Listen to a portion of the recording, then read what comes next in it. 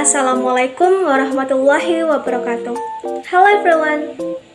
We from Group H will explain about project-based learning or PGBL. With me, Mela Humaira, with student number 222 1010 656. Here, I will explain about what is PGBL.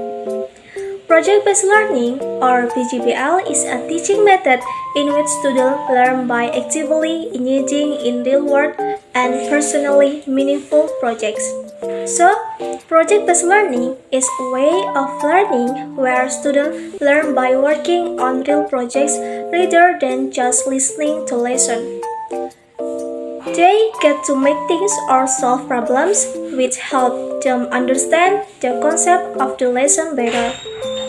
In addition, project-based learning, or PGBL, is a learning method in which students learn a concept or topic through projects or tasks that require them to apply the knowledge and skills they have learned in a real or relevant context.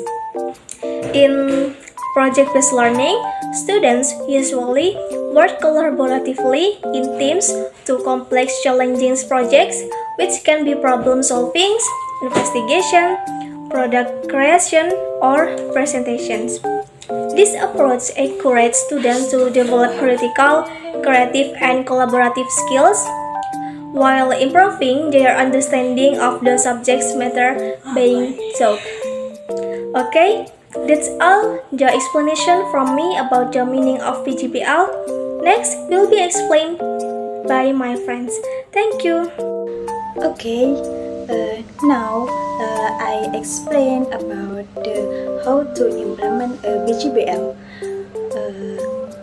A BGBL that makes a sick, and then the first identification of a problem or opportunity, and then the second project planning, and then the third schedule, and the fourth monitor the progress, and the fifth assessment, and the last evaluate the experience.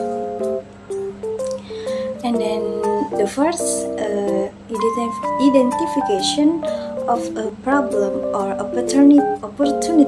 This is the leading step in project-based learning. Teacher or student identify a problem or an opportunity from their surrounding that requires meticulous work and demands a resolution.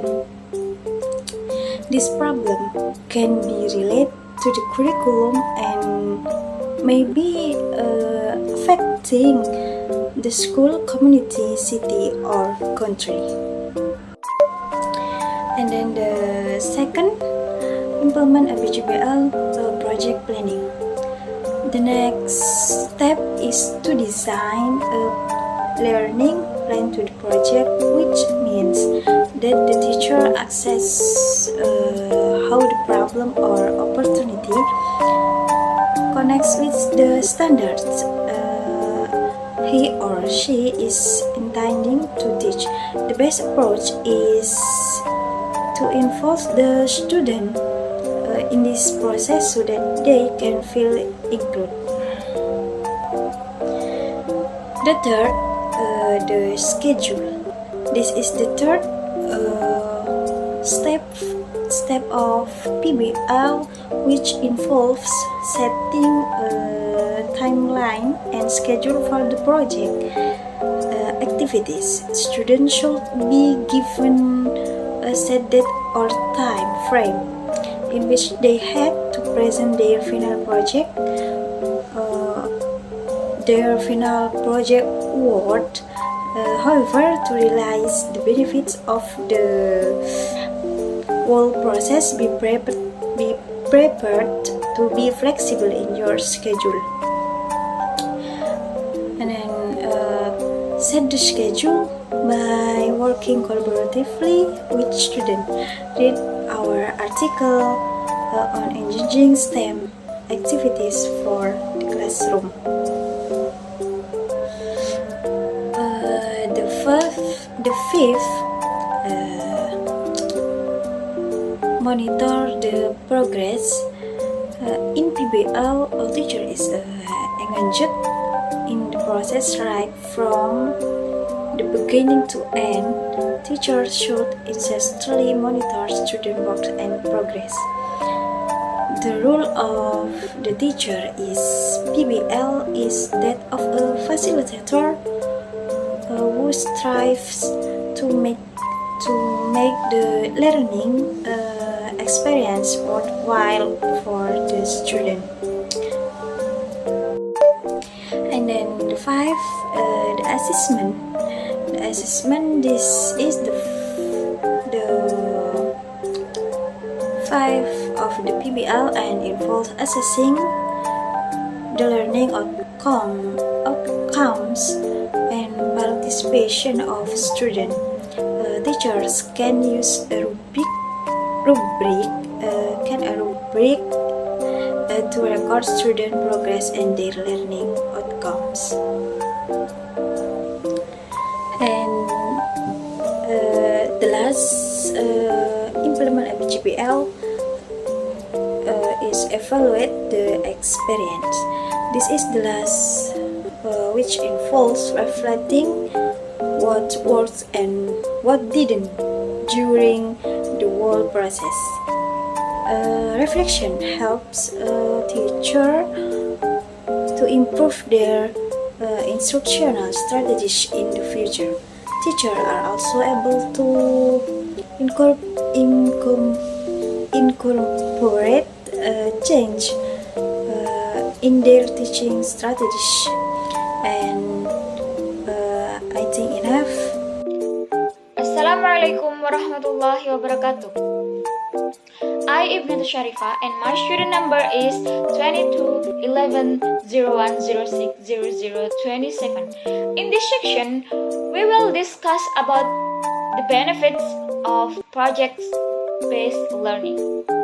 Project-based learning, or PBL, offers several benefits that enhance student learning and development in key areas such as collaboration, creativity, in-depth understanding, self-confidence, project management, and the last is critical thinking skill. So, the first is collaboration. PBL allows students to work in teams to solve real-world problems, which foster collaboration and communication skills. And the second is creativity. It also encourages creativity by allowing students to explore different solutions to a problem. And the third is in-depth understanding. PBL also helps student development in in-depth understanding of a topic by requiring them to research and analyze information. And the fourth is self-confidence. It builds self-confidence by allowing students to take ownership of their learning and make decisions about their project. And the five is project management.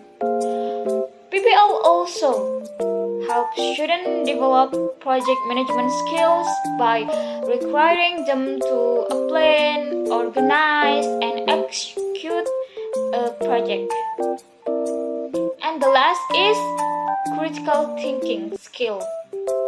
PBL encourages critical thinking skill by requiring students to analyze and evaluate information and to make decisions based on evidence and reasoning. I think enough for me. Thank you very much. Wassalamualaikum warahmatullahi wabarakatuh. Assalamualaikum warahmatullahi wabarakatuh.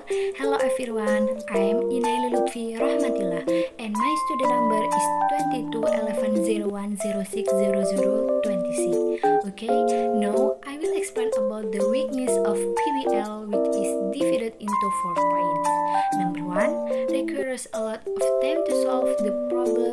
This means that project-based learning or PGBL can be time-consuming because it involves a student working on a project over an extended period. This can be a challenge in a school setting where there are many topics to cover within a limited time frame. Number 2, the amount of equipment that must be provided. This refers to the resource and material needed for the project in PGBL. Some projects may require specific tool, technology, or material, which can be costly or challenging to provide, especially in school with limited resources. Number 3, there may be learners who are less active in group work. Despite suggests that not all students may participate equally in group projects. Some students may be less inclined to engage in collaborative activities which can affect the overall effectiveness of PGBL in promoting teamwork and cooperation. Number 4, when the topic given to each group in difference, it is further the learner cannot understand the topic as a whole. This means each group in a class is working on a different topic or project. There is a concrete the student might not get a comprehensive understanding of the overall subject matter. This can lead to gap in the learning or a lack of coherence in their understanding of the topic. That's all the explanation for me. More or less apologies profusely. Wassalamualaikum warahmatullahi wabarakatuh.